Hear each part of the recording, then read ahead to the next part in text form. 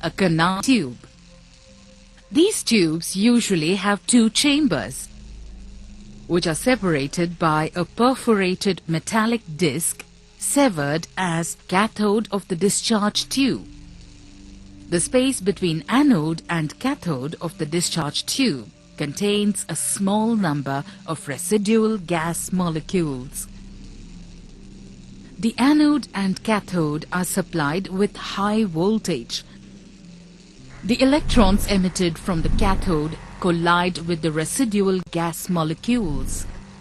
These collisions knock an electron out of each gaseous atom, generating positively charged ions, which are accelerated towards the cathode, and they pass through the holes in the cathode, producing a beam of positively charged particles on the back of the cathode.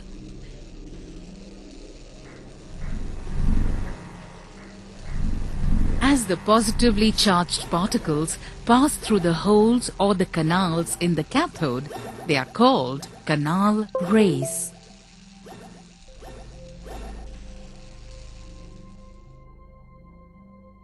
W. Wien succeeded in deflecting the canal rays. He made one small circular hole in the cathode and introduced two plates behind the cathode. When a strong electric field is applied between the plates, the particles are attracted towards the negative electrode, so that these are positively charged particles. Therefore, these are often called as positive.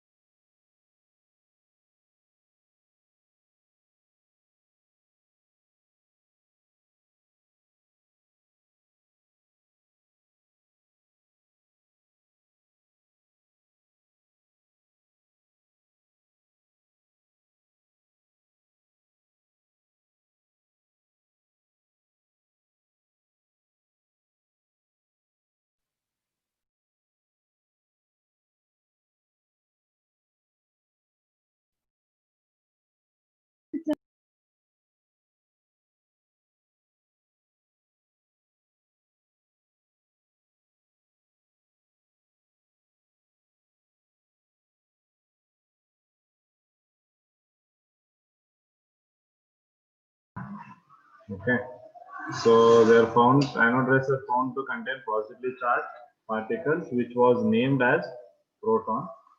The mass of proton was found to be 1.67 into 10 raised to minus 27 kg.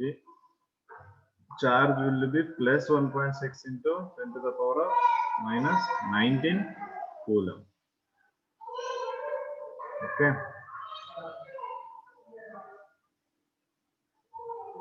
So ಈಗ ನಮಗೆ Discovery of electron ಆಯ್ತು, Discovery of proton ಆಯ್ತು. Okay, so ಎರಡು Discovery ಬಗ್ಗೆ ನಾವು discuss ಮಾಡಿದ್ವಿ. So next we have to discuss about the next discovery.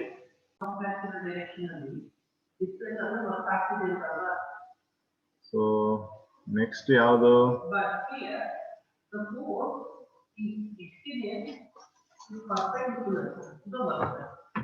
So next is the magnetic force is perpendicular to velocity of the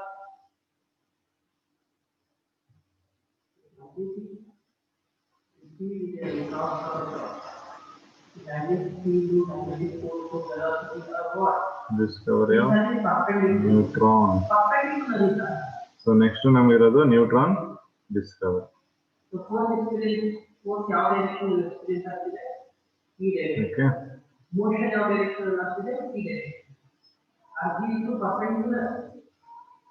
So next to discovery of neutron ಬಂದ್ರೆ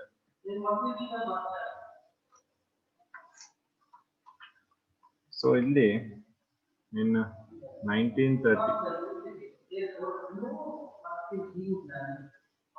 so ಇಬ್ರು scientists named Bose and Becker. So these are the two scientists who bombarded beryllium with alpha particles. So bombarded ಅಂದ್ರೆ alpha particle ಬಂದು beryllium ನ hit ಮಾಡುವಂತದ್ದು. Okay, so bombarded with alpha particle. So alpha particle ಗೆ ಏನು alpha particles ಇದೆ ಅದು when it comes and hits the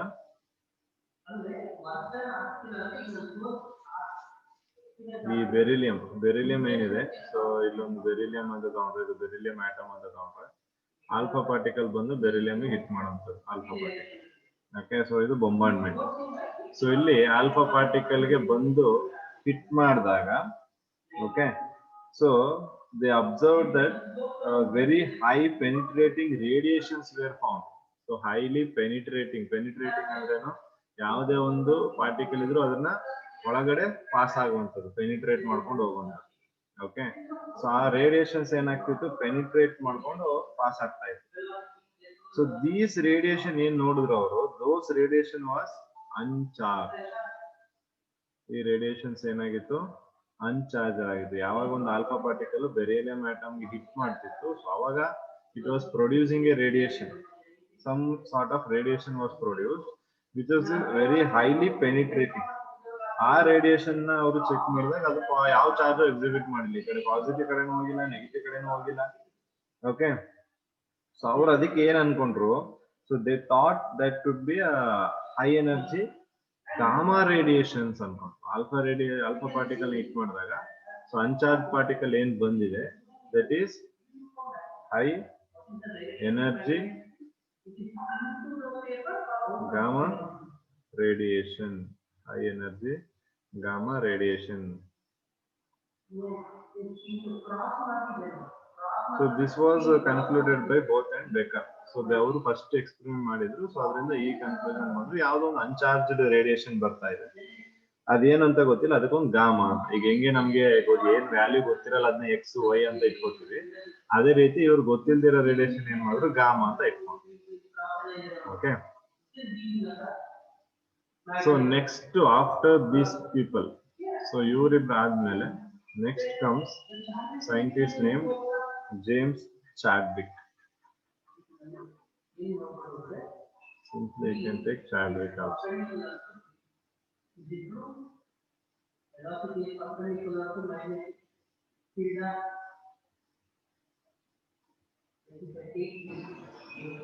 Chadwick. So in the year 1932, after 2 years of them, 1932, Chadwick ಏನ್ ಮಾಡ್ತಾನೆ, ಇವ್ರು ಏನ್ ಎಕ್ಸ್ಪೆರಿಮೆಂಟ್ ಮಾಡಿದ್ರು ಬೋತ್ ಅಂಡ್ ಬೇಕರ್, ಸೊ ಅದನ್ನ ಎಕ್ಸ್ಪ್ಲೇನ್ ಮಾಡ್ತಾನೆ. ಸೊ ಅದನ್ನ ಏನಂತ ಎಕ್ಸ್ಪ್ಲೇನ್ ಮಾಡ್ತಾನೆ, ಸೊ ಈ ಏನು ಅನ್ಚಾರ್ಜ್ಡ್ ಹೈಲಿ ಪೆನಿಟ್ರೇಟಿಂಗ್ ಪಾರ್ಟಿಕಲ್ ಇದೆ, ಸೊ ಅದ್ರದ್ದು mass almost equal to that of proton ಅಂತ ಹೇಳ್ತಾನೆ. ಸೊ ಇವ್ರೇನೋ ಒಂದು uncharged, Bothe and Becker uncharged particle ಏನಿದೆ ಅಂದ್ರು, ಆ particles mass, okay, the particle mass almost equal to that of mass of proton.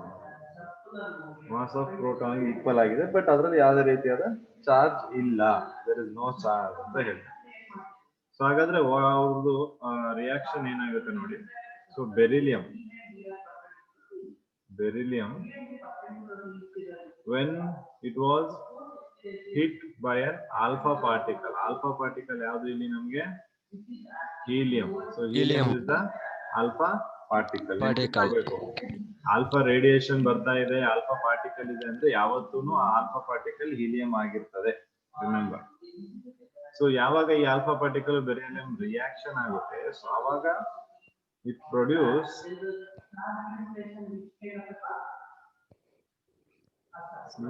C6. Okay, so ಈಗ ಇಲ್ಲಿ ಜೊತೆಗೆ ಒಂದು N10 ಅಂತ ಒಂದು ಆಚೆಗೆ ಬರುತ್ತೆ. ಓಕೆ, ಈ N10 ಏನಿದೆ, ಓಕೆ, ಇದು ಏನು ಅಂತ ಗೊತ್ತಿಲ್ಲ.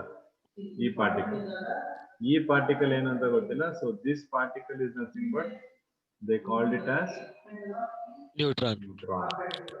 ಸೊ ಅದರಲ್ಲಿ ಯಾವುದೇ ರೀತಿಯಾದ ಚಾರ್ಜ್ ಇರಲ್ಲ, ಬಟ್ ಆ neutron mass almost same that of proton ಹಂಗೆ ಬರ್ತಾ ಇದೆ. ಪ್ರೋಟಾನ್ ಮಾಸ್ ಅಷ್ಟೇ ಇದೆ ಅಂತ ಹೇಳ್ತಾರೆ. ಸೊ ಅಲ್ಲಿಂದ ಏನಾಗುತ್ತೆ, ನ್ಯೂಟ್ರಾನ್ ಅನ್ನೋ ಒಂದು ಡಿಸ್ಕವರಿ ಆಗುತ್ತೆ. ಓಕೆ, ಸೊ ಇಲ್ಲಿ ನ್ಯೂಟ್ರಾನ್ ಬಗ್ಗೆ ಜಾಸ್ತಿ ಡಿಸ್ಕವರಿ ಏನು ಆಗಿರಲ್ಲ, but only by this experiment ಒಂದು ಅನ್ಚಾರ್ಜ್ ರೇಡಿಯೇಷನ್ ಆಚೆ ಬರುತ್ತೆ. ಈ ಅನ್ಚಾರ್ಜ್ ರೇಡಿಯೇಷನ್ ಏನು ಅಂತ ಅವ್ರು ಫೈಂಡ್ ಔಟ್ ಮಾಡಿದ್ರೆ, ಸೊ ಆವಾಗ ಅವ್ರಿಗೆ ಗೊತ್ತಾಗುತ್ತೆ ಆ ಅನ್ಚಾರ್ಜ್ ಪಾರ್ಟಿಕಲ್ ಮಾಸ್ ಏನಾಗಿರ್ತದೆ almost same as that of proton. So proton mass ಅಷ್ಟೇ ಇರೋದ್ರಿಂದ ಸೊ ಅದನ್ನ ಅವ್ರು ಏನಂತ ಕರೀತಾರೆ, so they going to call that as a neutron.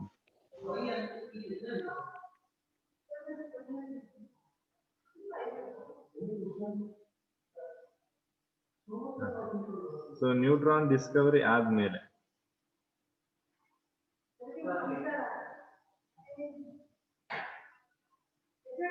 Okay, so ಈಗ ಅದ್ರದ್ದು ಚಾರ್ಜ್ ನಮ್ಗೆ ಏನು ಇಲ್ವೇ ಇಲ್ಲ. ನ್ಯೂಟ್ರಾನ್ ಚಾರ್ಜ್ ಏನಂತ ಹೇಳಿದ್ರೆ ನೀವು -1.602 ಅಥವಾ +1.602 × 10⁻⁻19 coulomb nothing. So this charge will be zero charge. Okay, but what happens to the mass is ಬಂದ್ರೆ it will be 1.675 × 10⁻⁻27 kg, which is almost similar to that of ಯಾವ್ದಕ್ಕೆ ಪ್ರೋಟಾನ್ ಮಾಡಿದ್ರಲ್ವಾ. ಪ್ರೋಟಾನ್ ಎಷ್ಟು ಬಂದಿತ್ತು, 1.62560 × 10⁻⁷ S. So ಇದು proton ಮತ್ತೆ neutron mass. Okay, almost ಏನಿದೆ ಅದು equal ಬರ್ತಿದೆ ಅಲ್ವಾ. ಸೊ ಹಾಗಾಗಿ ಸೊ ನ್ಯೂಟ್ರಾನ್ ಅನ್ನೋದು ಒಂದು ಪ್ರೆಸೆಂಟ್ ಆಗಿದೆ. ಆ ನ್ಯೂಟ್ರಾನ್ ಏನಾಗಿದೆ, ನಮ್ಗೆ ಚಾರ್ಜ್ ಇಲ್ಲ. Okay, but it has a mass almost equal to ಯಾವ್ದಕ್ಕೆ, neutron. Proton mass almost equal to proton. Clear ಆಗಿದೆಯಾ?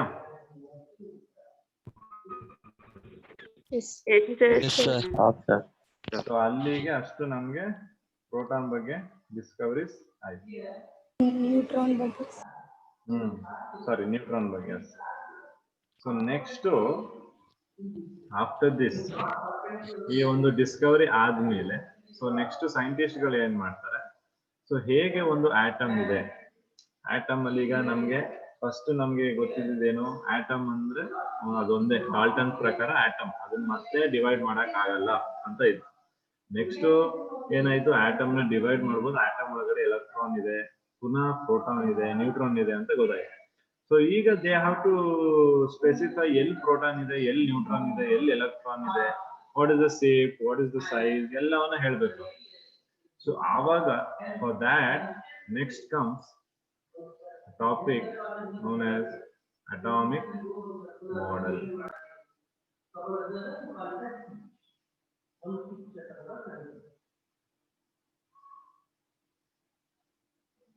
Okay, so next ನಮಗೆ ಬರೋದೆ atomic model.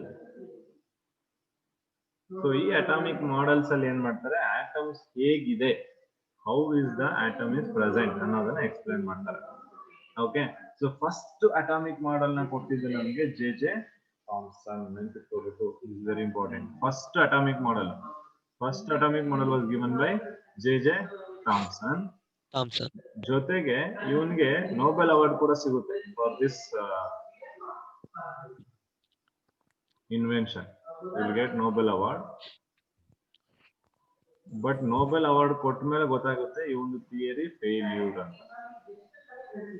Okay, So even after his theory getting failed, he gets Nobel Award. ಅದು ಎಲ್ಲಾನು complete failure ಅಂತ ಹೇಳಕ್ಕಾಗಲ್ಲ. Only few of the things were failed. So we'll see what all the things was he was not able to explain in failure face ಮಾಡ್ದ. So ಅವೆಲ್ಲವನ್ನ ನಾವು ಇಲ್ಲಿ observe ಮಾಡ್ತೀವಿ. Okay, so first ನೋಡೋದಾದ್ರೆ atomic model ಅಲ್ಲಿ, so ಇದನ್ನ ನಾವು J Thomson atomic model ನ we even call it as plum pudding model, ಅಥವಾ even call it as watermelon model. plum pudding model ಅಂತಾನು ಕರಿತೀವಿ, ಅಥವಾ ಅದನ್ನ watermelon model ಅಂತಾನು ಕರಿತೀವಿ. ಓಕೆ, ಸೊ ಯಾಕೆ ಹೀಗೆ ಕರಿತಾ ಇದೀವಿ, what is the reason for this? So will see that. Okay, so first another point, J.J. Thomson in 1899 proposed the atom possesses a spherical shape. Okay, first ಏನು ಹೇಳ್ತಾರೆ ನೋಡಿ, ಇದು ತುಂಬಾ ಇಂಪಾರ್ಟೆಂಟ್ ಪಾಯಿಂಟ್. ಈ ಪಾಯಿಂಟ್ ವೈಸ್ ಬರೀಬೇಕು. Atomic model explain ಮಾಡಿ, J.J. Thomson atomic model explain ಮಾಡಿ, ಅಥವಾ plum pudding model of J.J. Thomson explain ಮಾಡಿ ಅಂತ ಕೇಳಿದಾಗ you have to write. So J.J. Thomson spherical shape ಇದೆ. So you can see the diagram. So this radius approximately is to the 10 to the power of -10 meter, in which positive charge is uniformly distributed. Again, the second point is very important. First point ಅಲ್ಲಿ ಎರಡು division ಮಾಡಿದೀನಿ. ಒಂದು spherical shape ಅಂತ ಹೇಳ್ತಾ ಇದ್ದಾನೆ, ಇನ್ನೊಂದು ಆ spherical shape ಒಳಗಡೆ ಪಾಸಿಟಿವ್ ಚಾರ್ಜ್ ಯೂನಿಫಾರ್ಮ್ ಆಗಿ ಡಿಸ್ಟ್ರಿಬ್ಯೂಟ್ ಆಗಿದೆ. ಯೂನಿಫಾರ್ಮ್ ಅಂದ್ರೆ ಏನು? ಈಕ್ವಲ್ ಆಗಿ, ಒಂದು ಒಂದು ಲೆವೆಲ್ ಮೇಂಟೈನ್ ಮಾಡಿದ್ವಿ. ಈಗ ಎಲ್ಲರೂ ಯೂನಿಫಾರ್ಮ್ ಹಾಕೋ ಬರ್ಬೇಕು ಅಂದ್ರೆ ಎಲ್ಲರೂ ಒಂದೇ same dress kind of dress ಅಲ್ವಾ? ಸೊ ಆ ತರ ಒಂದು ಯೂನಿಫಾರ್ಮಿಟಿ ಇಲ್ಲಿ, ಸೊ ಆ ತರ ಯೂನಿಫಾರ್ಮಿಟಿನ ಇಲ್ಲಿ ಮೇಂಟೈನ್ ಮಾಡಿದ್ದಾರೆ. ಸೊ ಅಂದ್ರೆ ಆ ಪಾಸಿಟಿವ್ ಚಾರ್ಜ್ಗಳು ಯೂನಿಫಾರ್ಮ್ ಆಗಿ ಡಿಸ್ಟ್ರಿಬ್ಯೂಟ್ ಆಗಿದೆ. ಈಗ ನೋಡಿ, ಇಲ್ಲಿಂದ ಇಲ್ಲಿಗೆ ಸ್ಪೇಸ್ ಇಷ್ಟ ಆಗ್ಬೋದು, ಇಲ್ಲಿಂದ ಇಲ್ಲಿಗೆ ಸ್ಪೇಸ್ ಇಷ್ಟ ಆಗ್ಬೋದು, ಇಲ್ಲಿಂದ ಇಲ್ಲಿಗೆ ಸ್ಪೇಸ್ ಇಷ್ಟ ಆಗ್ಬೋದು, ಈ ತರ ಒಂದು ಯೂನಿಫಾರ್ಮ್. ಸೊ ಎಲ್ಲದರಲ್ಲೂ ಈಕ್ವಲ್ ಆಗಿ ಎಷ್ಟು ಸ್ಪೇಸಸ್ ಆಗ್ಬೇಕು ಅಷ್ಟು ಸ್ಪೇಸ್ ಲೆಕ್ಕ ಅದು ಡಿಸ್ಟೆನ್ಸ್ ಅಲ್ಲಿ ಪಾಸಿಟಿವ್ ಚಾರ್ಜ್ಗಳು ಡಿಸ್ಟ್ರಿಬ್ಯೂಟ್ ಆಗಿದೆ. ಸೊ ನೆಕ್ಸ್ಟ್ ನೋಡೋದಾದ್ರೆ ಸೆಕೆಂಡ್ ಪಾಯಿಂಟ್ ಅಲ್ಲಿ again electrons are embedded into it in such a manner to give most stable electrostatic arrangement. So electrons ಏನಾಗಿದೆ, electrons are embedded in it. Electrons are embedded in it. So embedded ಅಂದ್ರೆ ಏನು? So electrons ಅಲ್ಲಿ ಏನ್ ಮಾಡಿದ್ದಾರೆ,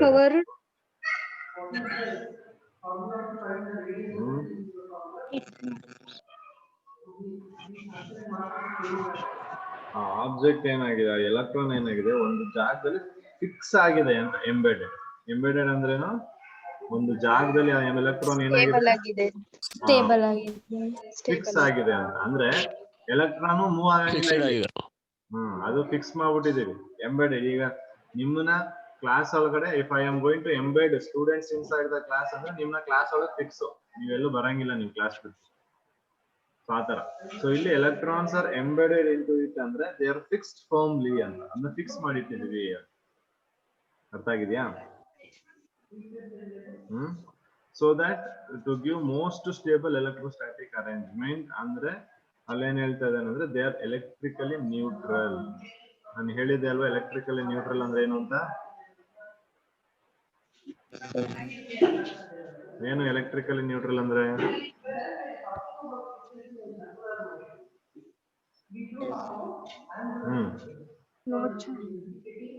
electrically neutral ಅಂದ್ರೆ ಏನ್ ಹೇಳಿ?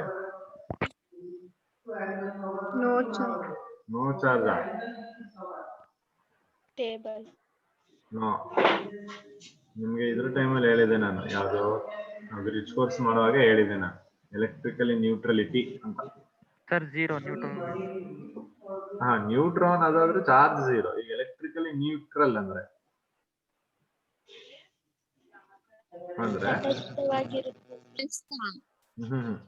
Electrically neutral ಅಂದ್ರೆ ಎಷ್ಟು ಅಮೌಂಟ್ ಆಫ್ ಪಾಸಿಟಿವ್ ಇರುತ್ತೋ ಅಷ್ಟೇ ಅಮೌಂಟ್ ಆಫ್ ನೆಗೆಟಿವ್ ಅಯಾನ್ಸ್ ಇರಬೇಕು. ಹೇಳಿದ್ನಿಲ್ಲ, ಅದು ಕೇಳಿ ನೆನ್ಪಂತ ಈಗ. ಎಲೆಕ್ಟ್ರಿಕಲ್ ನ್ಯೂಟ್ರಲ್ ಅಂದ್ರೆ ಎಷ್ಟು ಅಮೌಂಟ್ ಆಫ್ ಪಾಸಿಟಿವ್ ಚಾರ್ಜ್ ಇರುತ್ತೋ ಅಷ್ಟೇ ಅಮೌಂಟ್ ಆಫ್ ನೆಗೆಟಿವ್ ಚಾರ್ಜ್ ಇರ್ಬೇಕು. ಹಂಗೆ ಇಲ್ಲಿ ಎಷ್ಟು ಅಮೌಂಟ್ ಆಫ್ ಪ್ಲಸ್ ಇರುತ್ತೆ ಅಷ್ಟೇ ಅಮೌಂಟ್ ಆಫ್ ನೆಗೆಟಿವ್ ಇರಬೇಕು. ಓಕೆ, ಸೊ ಅದನ್ನ ಎಲೆಕ್ಟ್ರಿಕಲಿ ನ್ಯೂಟ್ರಲ್ ಅಂತ ಕರಿತೀವಿ. ಸೊ ಇಲ್ಲಿ ಎಲೆಕ್ಟ್ರಾನ್ಸ್ ಹೇಗ್ ಫಿಕ್ಸ್ ಮಾಡಿದೀವಿ ಅಂದ್ರೆ ಎಷ್ಟು ಪಾಸಿಟಿವ್ ಚಾರ್ಜ್ ಇದೆಯೋ ಅಷ್ಟೇ ನೆಗೆಟಿವ್ ಚಾರ್ಜ್, ಅಂದ್ರೆ ಎಷ್ಟು ಪ್ರೋಟಾನ್ಸ್ ಇದಾವೋ ಎಷ್ಟು ಪಾಸಿಟಿವ್ ಚಾರ್ಜಸ್ ಇದಾವೋ ಅಷ್ಟೇ ಎಲೆಕ್ಟ್ರಾನ್ ಗಳನ್ನ ನಾವ್ ಏನ್ ಮಾಡ್ತಿದೀವಿ ಫಿಕ್ಸ್ ಮಾಡ್ತಾ ಇದೀವಿ. ಓಕೆ, ಸೊ ಅವಾಗ ಅದೇನಾಗುತ್ತೆ, ಆಟಮ್ ಎಲೆಕ್ಟ್ರಿಕಲಿ ನ್ಯೂಟ್ರಲ್. ಅರ್ಥ ಆಗ್ತಿದ್ಯಾ? ಇದು ಥಾಮ್ಸನ್ ಈ ಮಾಡೆಲ್ ನ ಆಟಮ್ ನ ಓಪನ್ ಮಾಡಿ ನೋಡಿ ಹೇಳಿದಾನೆ. ಅವನೊಂದು ಜಸ್ಟ್ ಅಸಂಪ್ಷನ್ ಮಾಡಿದ್ರು, ಹಿಂಗಿರ್ಬಹುದು ಆಟಮ್ ಒಳಗಡೆ, ಹಿಂಗಿದೆ ಅನ್ನೋದಕ್ಕೆ ನಾನು ಏನೇನ್ ಎಕ್ಸ್ಪೆರಿಮೆಂಟ್ ಮಾಡಿ ತೋರಿಸ್ಬೋದು. ಈಗ ಫಾರ್ ಎಕ್ಸಾಂಪಲ್ ಸ್ಪೆರಿಕಲ್ ಶೇಪ್ ಇದೆ ಅಂತ ಹೇಳಿದಾನೆ. ಈಗ ನಮ್ಗೆ ಯಾರು ಗೊತ್ತದು ಸ್ಪೆರಿಕಲ್ ಶೇಪ್ ಅಂತ? Till date no one has proved that spherical shape ಅಂತ. ಎಲ್ಲ ಅಸಂಪ್ಷನ್ ಏನು? Spherical shape, spherical shape, spherical. ಅದು ಯಾವ ಶೇಪ್ ಅಲ್ಲಿ ಬೇಕಾದ್ರೆ ಇರ್ಬೋದು. ಕೆಲವರು ಇನ್ನು ಸ್ವಲ್ಪ ಸೈಂಟಿಸ್ಟ್ ಏನ್ ಹೇಳ್ತಾರೆ, ಅದು ಸ್ಪೆರಿಕಲ್ ಇಲ್ಲ, ಅದು Oval shape like an egg ಇದೆ, ರೈಟ್? ಬಟ್ ನಾವು ಸ್ಟಡಿ ಮಾಡ್ಬೇಕಾದ್ರೆ ಏನ್ ಮಾಡ್ತೀವಿ, ಸ್ಪೆರಿಕಲ್ ಶೇಪ್ ಅಂತಾನೆ ಸ್ಟಡಿ ಮಾಡ್ತೀವಿ. These are all the assumption. ಇದು ಪ್ರೂಫ್ ಕರೆಕ್ಟ್ ಆಗಿ ಹಿಂಗೆ ಇದೆ ಅಂತ ಹೇಳಕ್ಕಾಗಲ್ಲ. ಓಕೆ, ಸೊ ಕೆಲವೊಂದು ಪಾಯಿಂಟ್ ಆಫ್ ಟೈಮ್ ಅಲ್ಲಿ ನಾವು ಸ್ಪೆರಿಕಲ್ ಇದೆ, ಓಕೆ, ಈ ಎಲೆಕ್ಟ್ರಾನ್ ಹಿಂಗ್ ರೊಟೇಷನ್ ಆಗ್ಬೋದು ಅದಂತ ಮುಂದೆ ಹೋಗ್ತಾ ತಿಳ್ಕೊತೀವಿ. ಸೊ ಅದೆಲ್ಲದ್ರಿಂದ ನಮ್ಗೆ ಸ್ಪೆರಿಕಲ್ ಶೇಪ್ ಇದೆ ಅನ್ನುವಂಥದ್ದು ಕೆಲವೊಂದು ಐಡಿಯಾಸ್ ಬರುತ್ತೆ. But we cannot say it is 100% spherical, we cannot say it's 100% Oval shape ಅಂತ ಹೇಳಕ್ಕಾಗಲ್ಲ. ಅದಕ್ಕೆಲ್ಲ ಪ್ರೂಫು ಇಲ್ಲ. ಸೊ ಹಂಗಾಗಿ ಇದೆಲ್ಲ ಒಂದು ಅಸಂಪ್ಷನ್ಗಳು. ಈ ಅಸಂಪ್ಷನ್ಗಳನ್ನ ಅವನು ಕೆಲವೊಂದು ಎಕ್ಸ್ಪೆರಿಮೆಂಟ್ ಗಳ ಮುಖಾಂತರ ಪ್ರೂವ್ ಮಾಡ್ಕೊಂಡು, ಲೈಕ್ ಈಗ ಅದರಲ್ಲಿ ಪಾಸಿಟಿವ್ ರೇಸ್ ಇದೆ ಅಂತಾನೆ, ಈಗ ಪಾಸಿಟಿವ್ ಚಾರ್ಜ್ ಇದೆ ಅಂತಾನೆ ಹೇಗ್ ಪ್ರೂವ್ ಮಾಡ್ದ? ಕ್ಯಾಥೋಡ್ ರೇ ಎಕ್ಸ್ಪೆರಿಮೆಂಟ್ ಇಂದ ಪ್ರೂವ್ ಮಾಡ್ದ, ಸಾರಿ ಆನೋಡ್ ರೇ ಎಕ್ಸ್ಪೆರಿಮೆಂಟ್ ಪ್ರೂವ್ ಮಾಡ್ದ. ಅದ್ರಲ್ಲಿ ನೆಗೆಟಿವ್ ಚಾರ್ಜ್ ಎಲೆಕ್ಟ್ರಾನೇ ಇದೆ ಅಂತ ಹೇಗ್ ಪ್ರೂವ್ ಮಾಡ್ದ? ಅಂಡ್ ಕ್ಯಾಥೋಡ್ ರೇ ಎಕ್ಸ್ಪೆರಿಮೆಂಟ್ ಇಂದ ಪ್ರೂವ್ ಮಾಡ್ದ. ಸೊ ಈ ತರ ಕೆಲವೊಂದು ಎಕ್ಸ್ಪೆರಿಮೆಂಟ್ ಗಳನ್ನ ಮಾಡಿ they are showing that so atom ಒಳಗಡೆ ಈ ತರ ಎಲ್ಲ ಕೆಲವೊಂದು ಪಾರ್ಟಿಕಲ್ಸ್ ಇದಾವೆ. Okay, and here J.J. Thomson has not spoken anything about the neutron. ನೆನ್ಪಿಟ್ಕೊಳ್ಳಿ. ಓಕೆ, ನ್ಯೂಟ್ರಾನ್ ಬಗ್ಗೆ ಏನು ಮಾತಾಡಿಲ್ಲ. ಆಕ್ಚುಯಲ್ ಆಗಿ ಡಿಸ್ಕವರಿ ಯಾವಾಗ ಆಗಿದೆ ನೋಡಿ, ಡೇಟ್ 1898 ಅಲ್ಲಿ ಆಗಿರೋದು. ನ್ಯೂಟ್ರಾನ್ ಡಿಸ್ಕವರಿ ಯಾವಾಗಾಯ್ತು? 1932. 1932. ಸೊ ಡಿಫ್ರೆನ್ಸ್ ನೋಡ್ಬೋದಲ್ವಾ ನೀವು? 1898 ಅಲ್ಲಿ 1932 ಅಲ್ಲಿ. ಸೊ ಅಟಾಮಿಕ್ ಮಾಡೆಲ್ ಬಂದಾಗ ನ್ಯೂಟ್ರಾನ್ ಡಿಸ್ಕವರಿ ಆಗಿರ್ಲಿಲ್ಲ. J.J. ಥಾಮ್ಸನ್ ಅಟಾಮಿಕ್ ಮಾಡೆಲ್ ಬಂದಾಗ ನ್ಯೂಟ್ರಾನ್ ಡಿಸ್ಕವರಿನೇ ಆಗಿರ್ಲಿಲ್ಲ. ಸೊ ಅದಕ್ಕೆ ಅವನು ಗೊತ್ತೇ ಇಲ್ಲ ಇದ್ರಲ್ಲಿ ನ್ಯೂಟ್ರಾನ್ ಐತೆ ಅಂತ. ಸೊ ಅದಕ್ಕೆ ಅವರು ಆ ನ್ಯೂಟ್ರಾನ್ ಬಗ್ಗೆ ಏನು ಮಾತಾಡಿರಲ್ಲ. Okay, so actually neutron discover ಆಗೋದು ತುಂಬಾ ಲೇಟ್, 1932 ಅಲ್ಲಿ. ಅಂದ್ರೆ ಆಲ್ಮೋಸ್ಟ್ ಇಂಡಿಪೆಂಡೆನ್ಸ್ ನಮ್ಗೆ ಹತ್ರ ಬಂದಂಗೆ. ಸೊ ಹಂಗಾಗಿ ಸೊ ನ್ಯೂಟ್ರಾನ್ ತುಂಬಾ ಲೇಟ್ ಆಗಿ ಡಿಸ್ಕವರ್ ಆಗಿತ್ತು. ಸೊ ಇದಿಷ್ಟು ಗೊತ್ತಾಗಿದೆ. ಈಗ ಇದಿಷ್ಟು ಪಾಸ್ಟ್ಲೇಟ್ಸ್, ಆಮೇಲೆ 3, 4, 5 ಆಮೇಲೆ ಪಾಯಿಂಟ್ಸ್ ಆಮೇಲೆ ಹೇಳ್ತೀನಿ. ಬಟ್ ಈಗ ಹೇಳಿರೋದು ಅಷ್ಟು ಪಾಯಿಂಟ್ಸ್ ನಿಮ್ಗೆ ಅಟಾಮಿಕ್ ಮಾಡೆಲ್ ಬಗ್ಗೆ ಎಕ್ಸ್ಪ್ಲೇನ್ ಮಾಡಿದ್ವಿ. ಈ ಅಟಾಮಿಕ್ ಮಾಡೆಲ್ ಏನೇನು ಅಸಂಪ್ಷನ್ ಮಾಡ್ಕೊಂಡಿದೆ J.J. ಥಾಮ್ಸನ್, ಅರ್ಥ ಆಗ್ತಿದ್ಯಾ? ಸೊ ಈಗ ನೆಕ್ಸ್ಟ್ 3ನೇ ಪಾಯಿಂಟ್ ನೋಡೋದಾದ್ರೆ, ಅದನ್ನ ನಾನು ಹೇಳಿದೆ, ಪ್ಲಮ್ ಪುಡ್ಡಿಂಗ್ ಅಥವಾ ರೈಸಿನ್ ಪುಡ್ಡಿಂಗ್ ಅಥವಾ ವಾಟರ್ ಮೆಲನ್ ಮಾಡೆಲ್ ಅಂತ ಕರಿಬಹುದು ಅಂತ. ಸೊ ಯಾಕೆ ನಾವು ಕರಿತಾ ಇದ್ದೀವಿ ಪ್ಲಮ್ ಪುಡ್ಡಿಂಗ್, ರೈಸಿನ್ ಪುಡ್ಡಿಂಗ್ ಅಂತ? ನೀವು ಬೇಕರೀಸ್ ಅಲ್ಲಿ ನೋಡಿರ್ತೀರಾ, ಪ್ಲಮ್ ಕೇಕ್ ನೋಡಿರ್ತೀರಾ? ಪ್ಲಮ್ ಕೇಕ್ ಗೊತ್ತಿದ್ಯಾ? ಆ ಪ್ಲಮ್ ಕೇಕ್ ಅಲ್ಲಿ ರೆಸಿನ್ಸ್ ನೋಡಿರ್ತೀರಾ, ಒಂದೊಂದು ಸ್ಮಾಲ್ ಆಗಿ, ಹೌದಲ್ವಾ?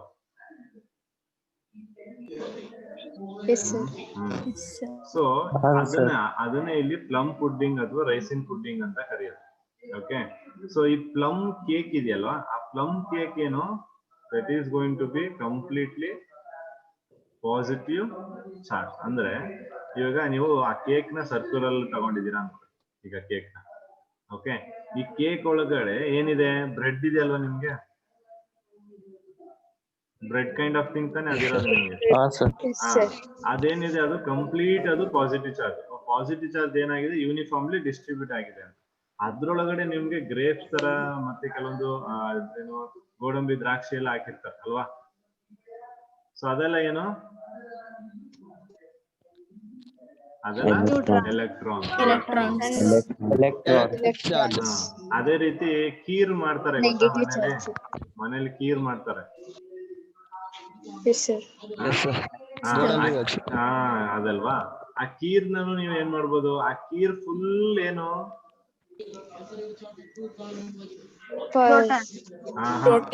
Proton ಆಗಿರುತ್ತೆ. Positive. ಅದೆಲ್ಲ ಪಾಸಿಟಿವ್ ಚಾರ್ಜ್ ಯೂನಿಫಾರ್ಮ್ಲಿ ಡಿಸ್ಟ್ರಿಬ್ಯೂಟ್ ಆಗಿರೋದು. ಅದ್ರೊಳಗಡೆ ಗೋಡಂಬಿ, ದ್ರಾಕ್ಷಿ, ಬೇರೆ ಏನೇನೋ Negative charge. ಅವೆಲ್ಲ Electron. ಓಕೆ, ಈ ತರ ಅವ್ನು ಕಂಪ್ಯಾರಿಸನ್ ಮಾಡಿರ್ತಾನೆ. ಅದೇ ರೀತಿ ವಾಟರ್ ಮೆಲನ್ ತಗೊಂಡು, ವಾಟರ್ ಮೆಲನ್ ಅಂತೂ ಸರ್ಕ್ಯುಲರ್ ಶೇಪ್ ಅಲ್ಲಿ ಇರುತ್ತೆ. ಆ ವಾಟರ್ ಮೆಲನ್ ಅಲ್ಲಿ ಆ ರೆಡ್ ಪಾರ್ಟ್ ಇದೆ ಅಲ್ವಾ? Yes, sir. ಆ ರೆಡ್ ಪಾರ್ಟ್ ಏನಾಗುತ್ತೆ ಇವಾಗ? Positive charge. Proton. Positive Positive charge. charge. Red part ಎಲ್ಲ ಪಾಸಿಟಿವ್ ಚಾರ್ಜ್ ಆಗುತ್ತೆ. ಅದ್ರಲ್ಲಿ ನಮ್ಗೆ ಇನ್ನೇನಿದೆ? It's ಸೀಡ್ಸ್ ಇದೆ ಗೊತ್ತಾ? ಆ ಸೀಡ್ಸ್ ಎಲ್ಲ ಏನಾಯ್ತು? Negative charge. Negative charge. ಗೊತ್ತಾಗಿದ್ಯಾ? ಸೊ ಅದನ್ನೇ ಅವ್ನು ಕಂಪೇರ್ ಮಾಡಿರೋದು ಇಲ್ಲಿ ವಾಟರ್ ಮೆಲನ್ಗೆ, ರೈಸಿನ್ ಪುಡಿಂಗ್, ಪ್ಲಮ್ ಪುಡಿಂಗ್ ಎಲ್ಲ. ಸೊ ಅವ್ರು ಆ ತರ ಕಂಪ್ಯಾರಿಸನ್ ಮಾಡಿದಾರೆ ಅಷ್ಟೇ. ಈ ತರ ಆ ಆಟಮ್ ಒಳಗಡೆನೂ ಇದೆ. ಗೊತ್ತಾಗಿದ್ಯಾ? ಗೊತ್ತಾಯ್ತಾ ಅದು? Yes, sir. ಸೊ ಆ ತರ ಅವನು ಪ್ಲಮ್ ಪಡ್ಡಿಂಗ್ ಮತ್ತೆ ವಾಟರ್ ಮೆಲನ್ ಎಕ್ಸಾಂಪಲ್ ಆಗಿ ಇಟ್ಕೊಂಡು ತೋರಿಸ್ತಾನೆ. ಸೊ ಅದನ್ನ ಇಲ್ಲಿ ಹಾಕಿದಾನೆ. This model can be visualised as pudding or watermelon of positive charge with plum or seeds or electron. ನೋಡಿ, ಪ್ಲಮ್ ಅಥವಾ ಸೀಡ್ಸ್ ಏನಿದೆ ಅದು electron. An important feature of this model is that the mass of the atom is assumed to be uniformly distributed over the atom. ಅಂದ್ರೆ ಈಗ ಒಂದು ಆಟಮ್ದು mass ಇದೆ ಅಲ್ವಾ? So ನಾವು ಯಾವ್ದು ಬ್ರಿಡ್ಜ್ ಕೋರ್ಸ್ ಕ್ಲಾಸ್ ಅಲ್ಲಿ ಮಾಡ್ಬೇಕಾದ್ರೆ ಅಟಾಮಿಕ್ ಮಾಸ್ ಅಂದ್ರೆ ಏನು ಅಂತ ಹೇಳ್ತಾರೆ, ಅಥವಾ ಅಟಾಮಿಕ್ ನಂಬರ್, ಮಾಸ್ ನಂಬರ್ ಅಂತ ಡಿಸ್ಕಸ್ ಮಾಡಿದ್ವಿ. ನೆನಪಿದ್ಯಾ? Yes, sir. ಸೊ ಮಾಸ್ ಅಂತ ಬಂದಾಗ ಏನ್ ಹೇಳ್ತಿದ್ವಿ? ಪ್ರೋಟಾನ್ ಮತ್ತು electron.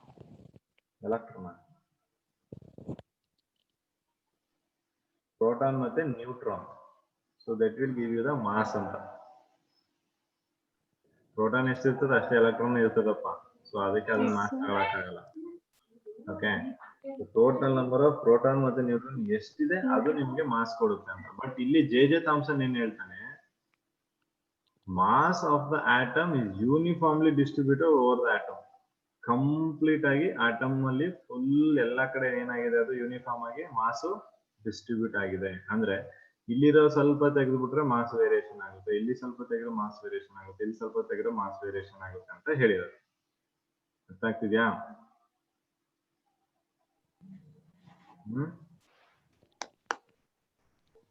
So mass of the atom is assumed to be uniformly distributed over the atom.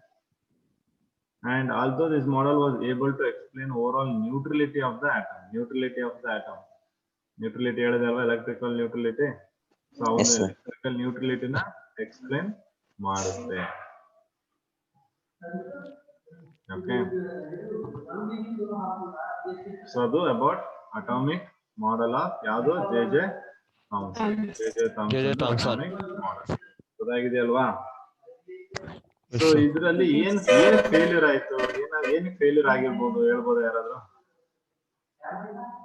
Drawbacks. What is the reason for the failure? Sir ಅವನು electron ಬಗ್ಗೆ neutron ಬಗ್ಗೆ explain ಮಾಡಿಲ್ಲ. Neutron ಡಿಸ್ಕವರಿನೇ ಆಗಿರ್ಲಿಲ್ವಲ್ಲಪ್ಪ. Discovery ಆಗಿಲ್ಲ ಅಂದ್ರೆ ಅವನೇ ಎಕ್ಸ್ಪ್ಲೇನ್ ಮಾಡಕ್ಕಾಗುತ್ತೆ?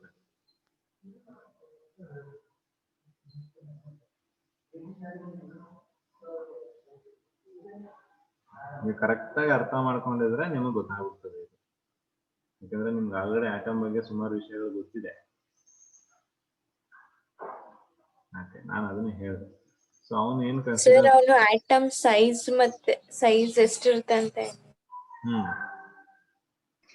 ಸರ್ ಎಲೆಕ್ಟ್ರಾನ್ ಆಟಮಿಂದ ಬರುತ್ತೆ, ಅವನು proton ಜೊತೆ ಒಳಗಡೆನೆ ಇರುತ್ತೆ ಅಂತ ಹೇಳ್ದ.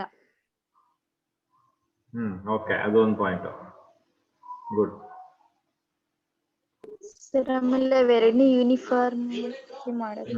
ಸರ್ ಮತ್ತೆ ನೆಗೆಟಿವ್ ಮತ್ತೆ ಪಾಸಿಟಿವ್ ಚಾರ್ಜ್ ಒಂದನ್ನೊಂದು ಅಟ್ರಾಕ್ಟ್ ಮಾಡುತ್ತೆ, ಆ ತರ ಡಿಸ್ಟ್ರಿಬ್ಯೂಟ್ ಆಗಕ್ ಸಾಧ್ಯ ಇಲ್ಲ ಅಲ್ವಾ? ವೆರಿ ಗುಡ್, ಅದು ಒಂದು. ಸೊ ಈಗ ನೋಡೋಣ ನೀವ್ ಹೇಳಿದ್ರಲ್ಲಿ ಯಾವ್ದೆಲ್ಲ ಕರೆಕ್ಟ್ ಇದೆ. ಸೊ ಇಲ್ಲಿ ಏನ್ ಮಾಡುದು, ಒಂದು ಈ considered mass to be equally spread across. Mass ಹೇಳಿದೆ ಅಲ್ವಾ ನಾನು, ಮಾಸ್ ಏನಾಗಿದೆ, ಇಟ್ ಇಸ್ ಸ್ಪ್ರೆಡ್ ಯೂನಿಫಾರ್ಮ್ಲಿ ಅಂತ, ಹೌದಾ? Yes sir.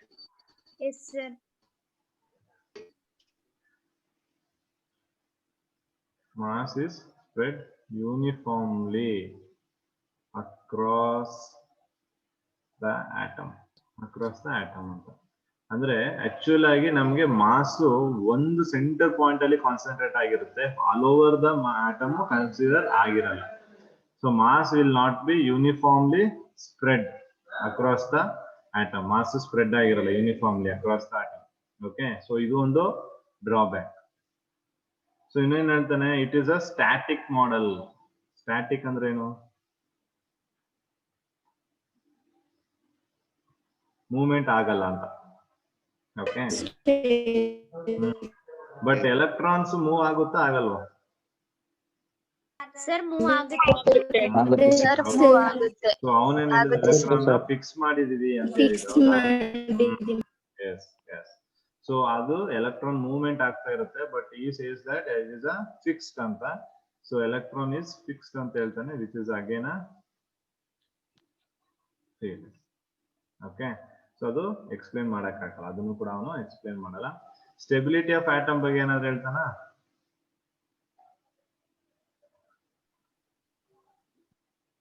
He could not explain the stability of atom. Atom ಯಾವಾಗ ಸ್ಟೇಬಲ್, ಯಾಕೆ ಸ್ಟೇಬಲ್ ಹೇಳಿದಾನ ಅದನ್ನ? ಮೂರು ಪಾಯಿಂಟ್ಗಳು ಏನಾಗುತ್ತೆ, ಡ್ರಾಬ್ಯಾಕ್ ಆಗುತ್ತೆ. So first, mass uniformly spread ಆಗಿದೆ ಅಕ್ರಾಸ್ ಆಟಮ್ ಅನ್ನುವಂಥದ್ದು is not a true.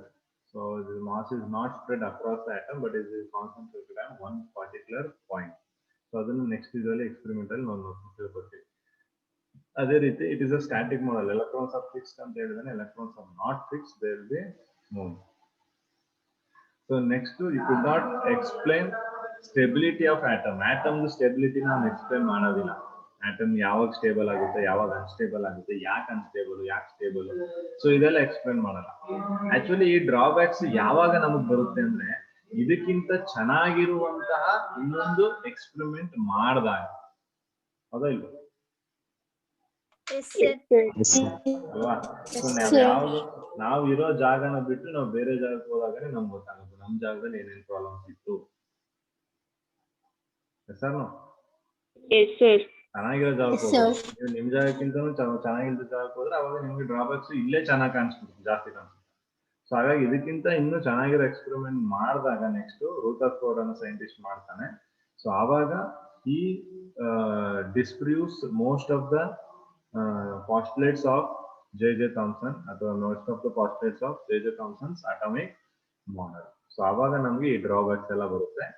So ಆ ಡ್ರಾಬ್ಯಾಕ್ಸ್ ನ ಈಗಲೇ ಹೇಳಿದ್ವಿ. ಸೊ ಈ ಡ್ರಾಬ್ಯಾಕ್ಸ್ ಕೂಡ ನೆನ್ಪಿಟ್ಕೋಬೇಕು. It's also very important. Is that clear? ಅರ್ಥ ಆಗಿದೆ ಎಲ್ರಿಗೂ?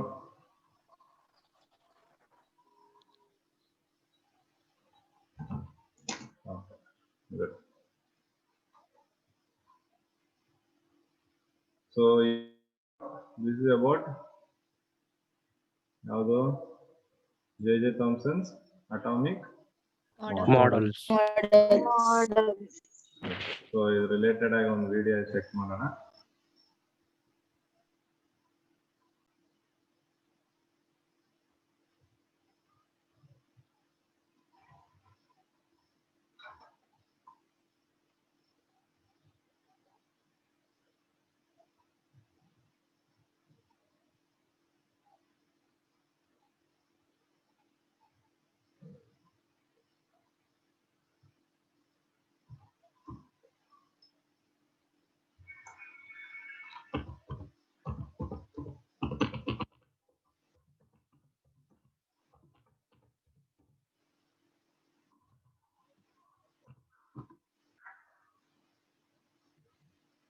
particle within the atom's nucleus. But the other researchers were finding the proton and described that the proton did not seem to be the only particle in the nucleus. Scientists observed that all mass of an atom cannot be accounted on the basis of just electrons and protons when James Chadwick used scattering data to calculate the mass of this neutral particle. For example, the atomic number of helium is 2 and the atomic number of hydrogen is 1. So, the atomic mass of helium should be double of the hydrogen atom. However, on calculation, the mass of helium atom was found to be 4 times more than that of hydrogen. It was the big reason for the discovery of the neutron. In 1930, Bothe and Becker bombarded a piece of beryllium with alpha particles from a radioactive source, produced neutral radiation which was penetrating, but non-ionizing. They observed a penetrating radiation emerging from the beryllium that they thought to be gamma rays. When a piece of paraffin wax was placed in the path of the beam, however, the reading on the detector actually increased. It was realized that the increase in reading was due to the emission of protons from the wax, and they tried to work out how this could be happening. If the proton emission had been due to bombardment of the wax by gamma radiation, the gamma rays would have to energy of around 16 MeV, very large for such a reaction. In the year 1932, James Chadwick conducted the same experiment, but he used different bombardment targets other than paraffin. After research and analysis of the various targets, he discovered the presence of a new particle. This new particle has a mass similar to that of the proton, but no charge. He named these particles neutrons.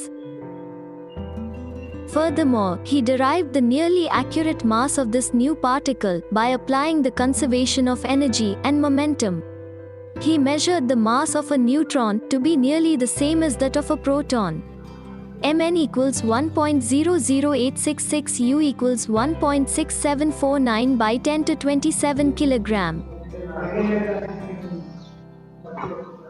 Thank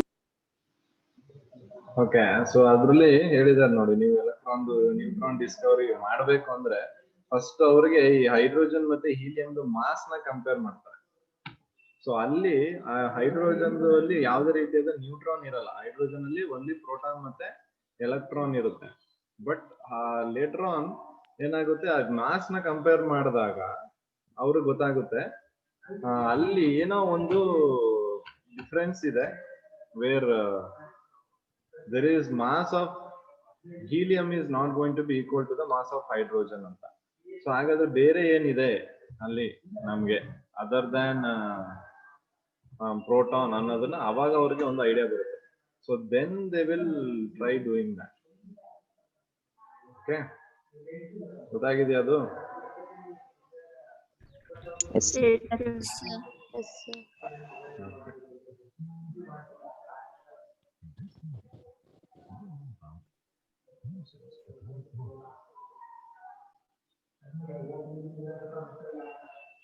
Okay, so we'll see this one.